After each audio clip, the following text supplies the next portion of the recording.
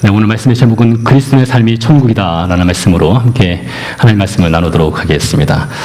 오늘 말씀에 보면 3절 34절 말씀에 보면 이런 말씀이 있습니다. 왜 비유로 말씀하시는가에 대한 질문이 있는데요. 왜 비유로 말씀하셨을까요? 예수님께서 비유로 모든 것을 말씀하셨다라고 되어 있는데 그 이유를 말씀하기를 내가 입을 열어 비유로 말하고 창세로부터 감추인 것을 드러내리라 했습니다. 그러니까 비유로 말씀하시는 이유가 창세로부터 감추인 것이 있다는 것이죠. 무엇인가 감춰져 있는데 그 뚜껑을 열어서 그 안에 있는 것을 드러내기 위해서 비유로 말씀하셨다는 것이죠.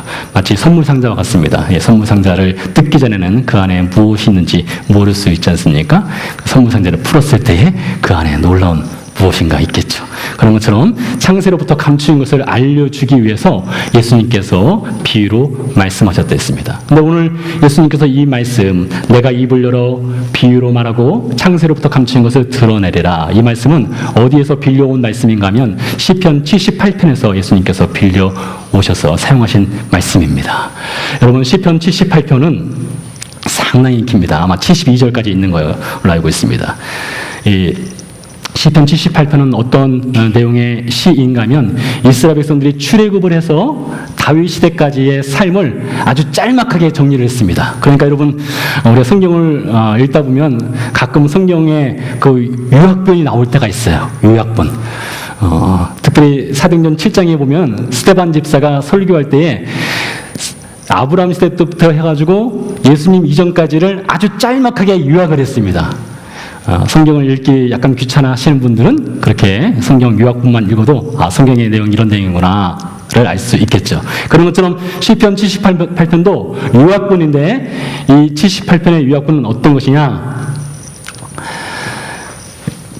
구약성경 역사는 창세기의 그 창조로부터 시작을 해서 이스라엘 백성들이 이제 바벨론을 포로로 끌렸다가 다시 돌아와서 성전을 짓고 하는 말라기 선지자까지, 그 창세기가 시작이고 말라기가 구약성경의 끝이죠. 이런 장구한 역사의 기록인데 그 중에서 시편 78편은 출애굽을 해서 다윗 시대까지의 역사를 짤막하게 요약을 했습니다. 그런 여러분 가운데 구약성경 39권을 다 읽기가 좀 불편하신 분들, 다 읽더라도 이게 도대체 무슨 내용인지 잘 모르겠다 하시는 분들은 오늘 가셔가지고 시편 78편만 읽어도 적어도 출애굽을 했을 때부터 시작해서 다윗 시대까지는 구약성경 역사가 이것이구나를 여러분 잘 알 수가 있습니다.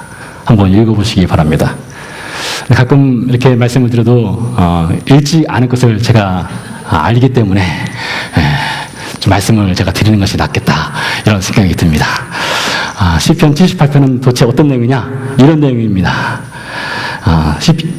시편 78편 7절 8절 말씀을 제가 읽어드리면, 저희로 그 소망을 하나님께 두며 하나님의 명세를 잊지 아니하고 오직 그 계명을 지켜서 곧 그 열조 곧 완고하고 폐역하며 그 마음이 정직하지 못하며 그 심령은 하나님께 충성되지 아니한 세대와 같지 않게 하심이로다. 그러니까 여러분, 이 시편 기자가 이 78편을 썼을 때가 언젠가면, 예를 들어서 다윗 시대 당시에 이 시편을 썼다면 그 다윗 시대의 시편을 쓴 이 시편 저자가 출애굽 세대로부터 해서 다윗 시대 직전까지의 세대를 평가한 거예요.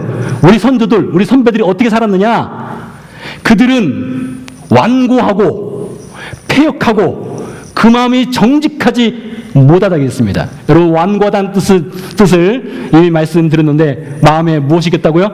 기름때가 깼다는 것입니다. 배가 부르다는 것이죠. 배가 부르니까 하나님은 더 이상 섬기지 않고 자기 스스로 살아갈 수 있다는 세대가 바로 출애굽 이후 세대란 것입니다. 폐역하고 마음이 정직하지 못하다겠습니다. 그 심령은 하나님께 로열티가 없는 백성들이 되겠어요. 그렇게 살아가지 말게 하기 위해서 너희는 적어도 그렇게 살아서는 안 된다, 그런 의미로 시편 78편이 기록되었다는 것이죠. 그래서 더 짧게 이 출애굽 시대로부터 해서 이 다윗 시대까지의 이스라엘 백성들의 삶을 짤막하게 정리하면 네 마디로 정리할 수가 있습니다. 세 마디네요. 지키지 아니하고 거절하고 잊었도다. 이게 이스라엘 백성들의 삶입니다. 이스라엘 백성들 지키지 않았습니다. 하나님 말씀 안 지켰고요. 하나님 말씀 거부했습니다. 그리고 하나님 말씀을 잊어버렸습니다. 이게 이스라엘 백성들을 향한 평가예요. 시편 78편의 평가입니다. 여러분, 그러나 이 말씀이 단순히 이스라엘 백성들만을 향한 평가일까요? 어쩌면 이 말씀은 우리를 향한 하나님의 평가일 수도 있습니다. 2020년이 시작된 지 벌써 한 달이 지났어요. 너무나 놀랐습니다. 굉장히 놀랐어요. 왜냐하면 2019년과 2020년은 좀 마음이 좀 다른 것 같아요. 20이니까 무엇인가 더 앞으로 달려갈 길이 20, 21, 22 좀 더 많이 남은 것 같은 그런 느낌이 왔는데 2020년이 되면서 한 달이 더 빨리 지나가는 것 같아요. 더 빨리 지나가는 것 같아요. 근데 이렇게 지나가는 세월 가운데 우리에게 내려지는 평가가 하나님 말씀을 지키지 않고 거절하고 잊었도다. 여러분, 이런 평가를 받는다면 얼마나 슬픈 인생이겠습니까? 이런 평가를 받는 인생들에게 하나님께서 창세로부터 감추인 일기품위를 가르쳐 주는 거예요. 광야의 시든나무 같은 인생을 예수님이 찾아오셨습니다. 여러분, 이 제목은 광야의 시든나무 인생. 이 제목은 우리 우간다에서 사역하시는 한혜석 성사님께서 떠나시기 전에 우리 교회에서 마지막 설교를 하실 때의 제목하고 아주 비슷한 제목입니다. 한혜석 성사님께서 떠나시기 전에 설교를 하셨는데 설교 제목이 시든나무와 같은 나였습니다. 참 은혜를 많이 받았어요. 시든나무 같은 나. 정말로 광야에 가면 이 아카시아 종류의 시든나무가 있습니다. 아무 쓸데없는 나무죠. 아주 단단하기만 합니다. 단단하기만. 삐뚤삐뚤한 나무입니다. 하나님께서 그 시든나무를 사용해서 무엇을 만드셨습니까? 성막을 만드셨습니다. 그 조각목이라고 하죠. 그런 아주 쓸모없는 나무와 같은 존재인 우리 인생들을 하나님이 택하여 부르셔서 하나님의 거룩한 성막의 재료로 사용하셨다는 것이죠. 그것을 우리 한혜석 성사님께서 말씀을 나누시고 가셨는데 오늘 그렇게 시든나무 같고 거절하고 거부하고 하나님을 잊어버리는 인생임에도 불구하고 오늘 하나님의 아들이신 예수께서 찾아오셔서 창세로부터 감추인 비밀을 우리에게 이 시간 가르쳐 주는 것입니다. 어떤 비밀일까요? 천국은 마치라겠습니다. 오늘 말씀 보니까요. 천국은 마치. 천국은 이와 같으니 이런 뜻이겠죠. 여러분, 천국하면 무엇이 상상되십니까?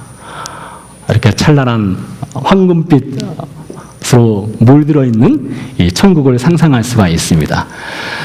이 천국에 대해서 가장 자세하게 기록한 성경이 요한계시록입니다. 요한계시록을 보면 사도 요한이 이 반모섬에 있으면서 그가 하늘 문이 열려서 하나님께서 보여주신 그 천국을 그가 보았습니다.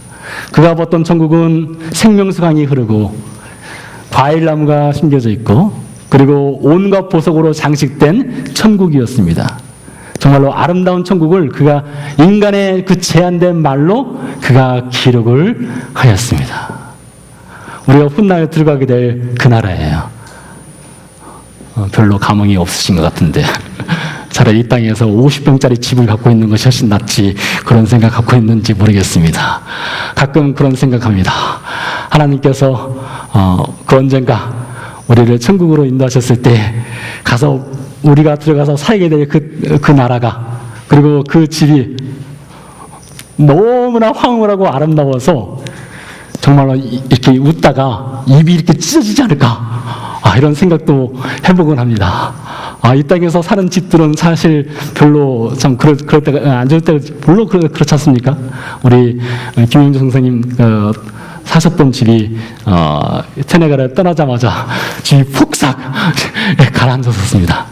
사실 이 세상의 모든 집들은 때가 되면 수리해야 되고 보수 공사를 해야 됩니다. 그러나 우리가 들어가서 살게 될 천국은 그렇지 않죠. 그래서 기대감이 굉장히 커요. 천국에서는 이 땅에서는 차를 타고 다니는데 천국에서는 뭘 타고 다닐까? 이런 상상도 해봅니다. 예수님께서 구름 타고 오신다고 했으니까 과학적으로는 어떻게 구름을 타고 사람이 다닐 수가 있겠습니까? 그러나 예수님은 과학의 상식을 뛰어넘는 분 아니시겠습니까? 그래서 어쩌면 우리가 천국에 가서 구름 차를 타고 훅 날아가지 않을까 이런 상상도 해보고요. 밥하기 싫은 주부들은 버튼만 딱 누르면 알아서 일주일치 밥이 참 맛있는 밥이 딱 나오고 굉장히 즐거운 상상들이 되어지는 것이 천국이죠. 사도 요한이 천국에 대해서 굉장히 아름답게 기술을 했습니다. 그런데 실제적으로 천국을 다녀온 사람들이 또 있죠. 최근 한지 몇 년 전에 한 아이가 천국을 갔다 왔고 그것을 책으로도 또 영화로도 만들어서 출판을 했는데요. 저도 이 영화를 봤는데 굉장히 리얼한 천국에 대한 영화였습니다. Heaven is for real. 사람들은 이 천국에 대해서 얘기해도 여기서는 아멘 믿습니다. 우리가 갈 천국 굉장히 아름다운 곳이죠. 이렇게 말하지만 실제로 다녀와서 천국에 대해서 얘기하니까 안 믿어요. 안 믿어요. 여러분, 오늘 예수님께서 말씀하시고자 하시는 천국은 우리가 장차 들어가게 될 그 영화로운 땅, 그것을 말씀하신 것일까요? 사도 요한의 천국 이야기를 한 말씀 더 드리겠습니다. 사도 요한이 이렇게 얘기했습니다. 천국은 어떤 곳인가 하면 천국은 눈물도 없다, 사망도 없다, 애통하는 것이나 곡하는 것이 없다 했습니다. 아픈 것이 다시 있지 아니하리니 처음 것들이 다 지나갔다 했습니다. 이게 바로 우리가 들어가서 살게 될 천국이래요. 여러분, 이 땅에서는 눈물도 있죠, 아픔도 있죠, 고통도 있죠, 슬픔도 있죠, 그리고 여러분 죽는 것도 있지 않습니까? 그러나 천국은 그런 것이 없답니다. 여러분 기대하십시오. 개봉받습니다. 얼마 남지 않았습니다. 그런데 오늘 예수님께서 말씀하시는 이 천국은 우리가 장차 들어가게 될 그 천국에 대해서 말씀하신 것이 아니었어요. 그럼 잘 들어보세요. 오늘 말씀이 이렇게 시작합니다. 또 비유를 들어 이르시되 천국은 마치 사람이 자기 밭에 심은 겨자씨 하나 같으니 천국은 마치 여자가 가루 서말 속에 갖다 넣어 전부 부풀게 한 누룩과 같으니, 이제 다음 시간에 살펴보게 될 본문인데요. 그 본문에 보면 천국은 마치 밭에 감추인 보화와 같으니 천국은 마치 좋은 진주를 구하는 장사와 같으니. 여러분, 여기서 천국은 무엇으로 다 연결되는가 하면요, 천국은 겨자씨고 천국은 누룩이고 천국은 보화이고 천국은 장사라는 거예요. 천국은 영화로운 저 하늘나라가 아니라, 천국은 생명수강이 흐르는 그 나라가 아니라, 구름 과자 먹는 그 나라가 아니라, 천국은 무엇이냐? 천국은 바로 겨자씨다. 즉 겨자씨가 바로 천국이다. 누룩이 바로 천국이다. 보화가 바로 천국이다. 좋은 진주를 찾아다니는 사람이 바로 천국이 되겠습니다. 우리가 생각하는 천국과는 좀 다르죠. 예수님이 그래서 감추인 것을 오늘 드러내신 거예요. 천국이 무엇이냐? 바로 겨자씨 하나리야. 천국이 무엇이냐? 바로 누룩이야. 이것이 바로 천국이라겠어요. 자, 이러시면서 이렇게 말씀하셨어요. 천국은 마치 사람이 자기 밭에 갖다 심은 겨자씨 한 알과 같다겠습니다. 여러분, 자기 밭은 우리가 이미 전에 살펴본 대로 밭은 세상을 가르친다겠습니다. 세상을 가리키는 이 밭에다가 천국이라고 하는 겨자씨를 심는 것입니다. 천국이라는 겨자씨가 이 세상이란 밭에 심겨지는 것이에요. 그 겨자씨가 이 세상이란 밭에 심겨지게 되면 어떻게 되느냐? 모든 씨보다 작은 것으로 돼 자란 후에는 풀보다 커서 나무가 되매 공중의 새들이 와서 깃들이니라. 저는 이 말씀을 이스라엘에서 많이 들었습니다. 이스라엘 성지순례 오시는 분들이 3, 4월 달 되면 이스라엘이 가장 아름다운 시기입니다. 1월부터 12월 중에서 3, 4월 달이 가장 아름다운 때예요. 꽃도 많이 피고요. 또 비가 많이 내려서 들판이 푸르릅니다. 온 세상이 다 푸르르게 바뀌어요. 그때 이스라엘에 많이 피는 꽃 중에 어떤 꽃이 있는가 하면 겨자꽃이 핍니다. 겨자채라고 하죠. 이 겨자채는 우리나라 제주도에서 흔히 볼 수 있는 유채꽃 있죠. 유채꽃하고 똑같습니다. 혹은 강화라고 하죠. 강화, 유채, 겨자가 같은 종류입니다. 그래서 오신 분들이 그 겨자를 보면서 여기도 유채가 폈네, 이런 얘기를 합니다. 그분들에게 바로 저 유채가 실제 유채가 아니라 여기서는 겨자입니다 하면 굉장히 궁금해 여기는 것이 있어요. 그러면 성경에 보니까 모든 씨 중에 겨자씨가 가장 작다고 했으니까 정말 작은가? 이런 말씀들을 하셔요. 근데 여러분, 겨자씨가 세상에서 제일 작지는 않습니다. 더 작은 씨가 있어요. 담배씨가 더 작다고 합니다. 그렇게 작은 씨가 아닙니다. 여러분, 이 성경을 볼 때요, 예수님께서 모든 것보다 다 작다고 하니까 정말 순위를 매겨가지고 그게 정말 제일 작은가? 그것만 집중해서 생각하는 분들이 계신데요. 그렇게 해서는 안 됩니다. 달을 보라 했더니 달을 가리키는 손가락 보고 손가락 하면 안 된다는 것이죠. 여러분, 교자는 두 종류가 있습니다. 이렇게 풀처럼 자라는 교자가 있고요. 또 다른 교자가 있습니다. 또 다른 교자는 좀 커요. 정말로 나무가 되는 교자입니다. 교자나무가 있어요. 이스라엘에 교자나무가 있습니다. 이 사진은 이익상 목사라고 저와 같이 이스라엘에서 공부했던 목사님의 블로그에서 제가 사진을 빼왔습니다. 그분이 블로그에 글을 쓸 때 이 사진을 반드시 빌려갈 때는 출처를 밝혀라 해서 제가 출처를 밝힙니다. 네. 근데 그 교자나무가 있는데 이 교자나무에 이 알갱이가요, 이 씨가 웬만한 뭡니까? 홍한 씨만큼 큽니다. 그래서 교자가 두 종류가 있어요. 굉장히 작은 이 풀도 있고 굉장히 큰 나무가 되는 그런 교자가 있다는 것입니다. 근데 이렇게 교자씨라고 하는 천국을 세상이라고 하는 밭에 심으면 그것은 반드시 어떻게 된다고요? 자라서 크게 되고 공중의 새들이 와서 이 교자나무에 새 집을 짓게 된다겠습니다. 또 한 가지 말씀을 이어서 예수님이 말씀하셨습니다. 아주 비슷한 말씀입니다. 여자가 가로섬 아래 갖다 넣어 전부 부풀게 한 누룩과 같으니. 그래서 천국은 무엇이냐? 가로섬알이라고 하는 세상에 누룩을 넣는 거예요. 그러면 이 누룩의 이스트에 의해서 땅이 부풀어 오르게 되는 것이죠. 그러니까 여러분, 이 교자씨와 이 누룩의 공통점이 있습니다. 무엇인가 하면 이 교자씨는요, 잘 자라서 새들이 둥지를 트게 되고요. 누룩은요, 땅이 부풀게 하는 효과를 가져온다는 것이죠. 여러분, 그렇게 살고 있습니까?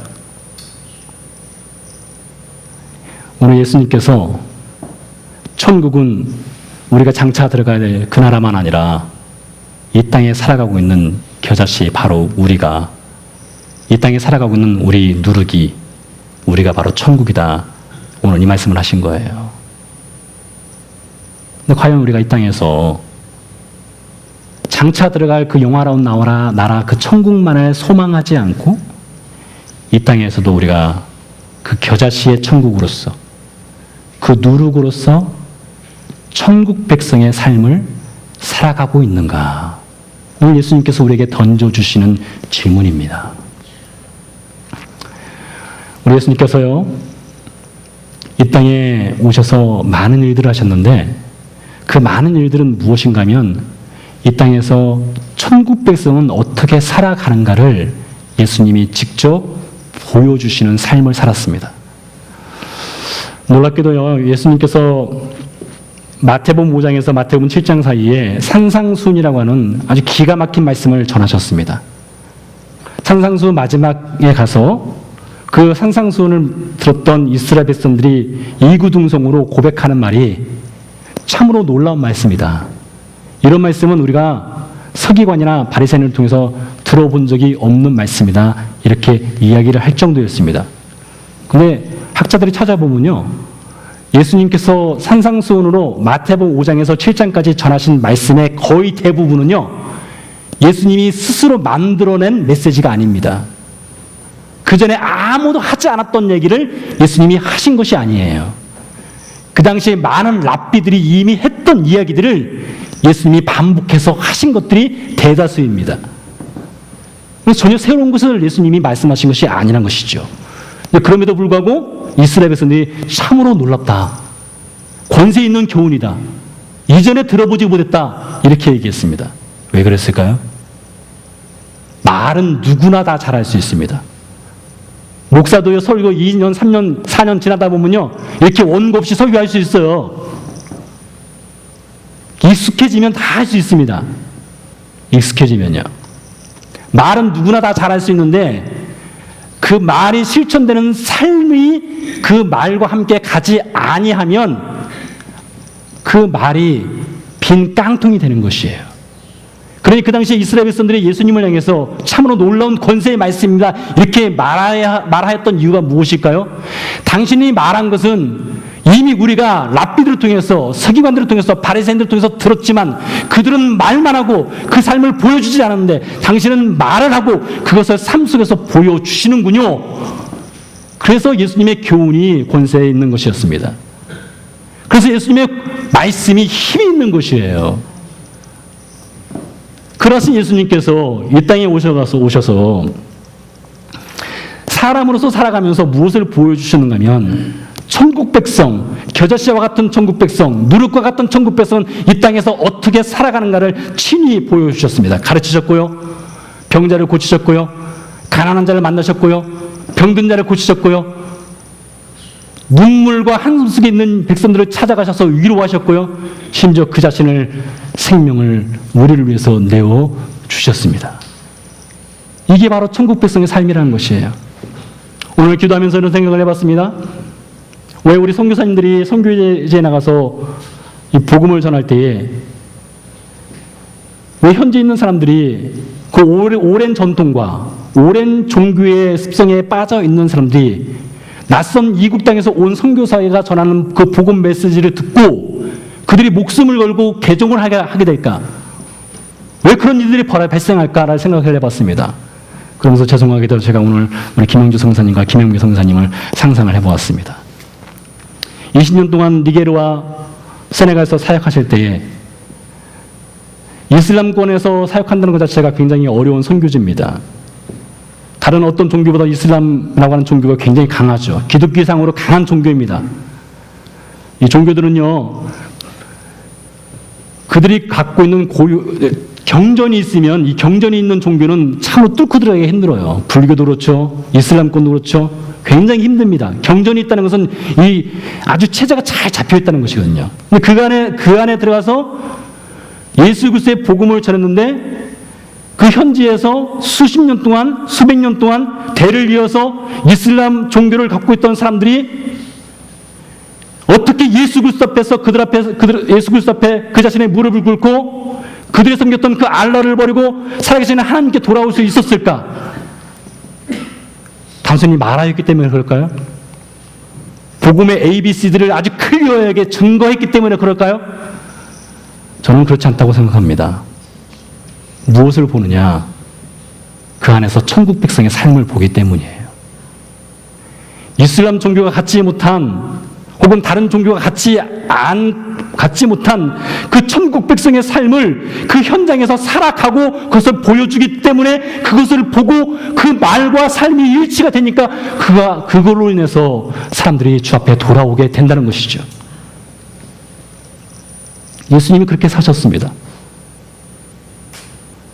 겨자씨인 여러분, 누룩이신 여러분 삶의 현장에서 그러한 천국 백성의 삶을 우리는 과연 어떻게 우리 주변 사람들에게 보여주고 있습니까? 이스라엘 백성이 출애굽을 해서 3개월째 되는 날 그들이 시내 광야, 시내산 근처에 도착을 하였습니다. 시내산에 도착했을 때 하나님께서 그들에게 첫 번째로 주신 율법이라고 하는 메시지가 있었습니다. 구약성경에 율법을 하나님께서 이스라엘 백성들에게 주셨죠. 주시면서 이스라엘 백성들에게 이렇게 말씀하셨습니다. 너희가 내 말을 잘 듣고 내 언약을 지키면 너희는 모든 민족 중에서 내 소유가 되겠고 너희가 내게 대하여 제사장 나라가 되며 거룩한 백성이 되리라 했습니다. 이 중에서 여러분 제사장이라는 말에 주목해 보시기 바랍니다. 여러분 이 제사장이라는 단어는 이 제사장의 직분은 연결고리가 되는 직분입니다. 이 제사장이 항상 만나는 사람들이 있어요. 누굴 만나느냐? 죄인들을 만납니다. 왜요? 제사장에 찾아오는 사람들은 다 죄진 사람들만 찾아와요. 삶에 문제가 있는 사람들만 찾아옵니다. 그러면 삶에 문제가 있는 사람들이 제사장을 찾아오면 제사장은 그 제사라고 하는 그 의식을 통해서 이들을 하나님께로 인도하는 존재가 바로 제사장입니다. 그래서 이 제사장은 연결고리가 되는 거예요. 하나님과 죄인 사이의 연결고리의 역할을 하는 것이 바로 제사장입니다. 그러니까 여러분 이 제사장의 속이 얼마나 타들어가겠습니까? 평상시에 여러분 이 제사장이 늘 성전에만 있는 것이 아닙니다. 그 삶 현장에서 같이 사람들과 살아가죠. 같이 살아가고 있는데 어느 날 늘 성실해 보이고 늘 참 사람 경건해 보이고 성숙해 보이는 한 사람이 제사장에게 찾아온 거예요. 자기 친구인데 찾아와서 죄를 고백하는 겁니다. 여러분 그거 참 받아들이기가 얼마나 어렵겠습니까? 늘 성실하게 보였던 사람이 죄를 지었다고 자기에게 와서 죄를 고백하고 하나님과 연결을 시켜달라고 하니요. 그럼 제사장은요, 그걸 다 받아들여야 되는 거예요. 죄인이 오면 죄인의 죄를 다 들어줘야 되고, 그것을 다 받아줘야 되고, 그것을 다 소화시켜서 하나님께로 그를 인도해 주는 역할이 바로 제사장의 역할입니다. 놀랍게도요, 베드로전서에 보니까 바로 저와 여러분을 그러한 역할을 하도록 불러주셨다고 하더라고요. 이렇게 말하고 있습니다. 너희 그리스도인은 택하신 족속이요, 왕같은 제사장들이요, 거룩한 나라였습니다. 왕같은 제사장으로 저희를 불러주셨어요. 그러니까 여러분, 제사장이라서 앞에서 뻐기고 서 있는 것이 아니라 죄인들의 목소리를 듣고 그들의 삶의 현장으로 들어가서 그들의 고통을 함께 하고 그들의 아픔을 갖고 들어왔을 때에 그 아픔을 함께 공유하고 나누고 하나님께로 인도하는 존재로 우리를 불러주셨다는 것이죠. 여러분, 그러니 다시 돌아가서 선교사님들이 나가서 복음을 전할 때에 단순히 말씀에 ABC만 전한다고 해서 복음이 들어갈까요? 전혀 그렇지 않습니다. 그 땅에서 살아가면서 천국 백성의 삶을 보여주기 때문에 그게 가능하다는 것이에요. 근데 그 삶을 어느 특정인에게만 주님이 불러서 하도록 하신 것이 아니라 겨자씨인 여러분, 누룩인 여러분에게 그 삶을 살아가도록 불렀다는 것이죠. 따라서 여러분 기억하시기 바랍니다. 그리스도인은 세상이라고 하는 닷 가운데 천국 백성의 삶을 살아가도록 부르심을 받은 존재가 바로 저와 여러분입니다. 이스라엘 땅에 가면요, 엔게디라고 하는 지역이 있습니다. 남쪽 유대 광야 아래쪽입니다. 그 지역에 가면 소돔 사과라는 곳이 있어요. 겉모양은 사과와 아주 비슷합니다. 그래서 사과라고 이름이 지어졌어요. 그런데 그 앞에 소돔이라고 붙여져 있습니다. 이 소돔 사과는요, 이 사과를 따가지고 껍질을 딱 뜯어보면 어떤 모양이 나오냐, 그 안에 뭐가 있느냐, 속이 텅 비어 있습니다. 겉보기엔 사과예요. 겉보기 사과인데 속은 완전히 비어져 있는 사과입니다. 그래서 먹지 못하는 사과입니다. 오히려 독이 있어요. 여러분, 겨자씨를 심는 우리 예수님께서 여러분이라고 하는 겨자씨를 이 캔저스 지역에 하나를 예수님이 심으셨습니다. 심으시고 예수님이 그 겨자씨를 심으면서 누룩을 갖다 심으면서 무엇을 기대하고 있을까요? 소돔 사과처럼 살아라? 속빈 강정처럼 살아라? 그것이 아니죠. 속이 찬 그리스도인, 천국 백성의 삶을 보여주는 그리스도인, 그렇게 부르신 것이죠. 겨자씨는 반드시 자라야 됩니다. 말씀을 통해 자랄 수 있어요. 말씀을 듣다 보면 반드시 자랍니다. 누룩은 들어가면 반드시 빵을 부풀어 오르게 합니다. 만약에 그렇지 않다면 누룩의 가치가 없는 것이죠. 사랑하는 성도 여러분, 여러분은 천국을 경험하고 있습니까? 앞으로 30년 뒤, 40년 뒤에 경험할 천국만 기대하고 있습니까? 그렇지 않습니다. 우리 모든 그리스도인들은 이 땅에서 천국을 경험하고 있습니다. 좀 부족할 수 있습니다. 넘어질 수 있어요. 연약할 수 있습니다. 그러나 우리는 여전히 이 땅에서 천국 백성으로서 삶을 살아가도록 부르심을 받은 존재가 바로 저와 여러분입니다. 그래서 우리가 들을 수 있는 가장 행복한 말이 무엇인가 하면 여러분 주변 사람들이 여러분을 보면서 우리 이기봉 지사님을 보면 난 천국을 봅니다. 그 말이에요. 우리 서상규 지사님을 보면 나는 천국을 봅니다. 우리 장로님을 보면 난 천국이 보여요. 여러분, 이것이 우리가 들을 수 있는 가장 최상의 칭찬이에요. 제가 그렇게 살고 싶어요. 여러분 그렇게 살아야 됩니다. 여러분을 보면 천국이 보입니다. 기도하시겠습니다.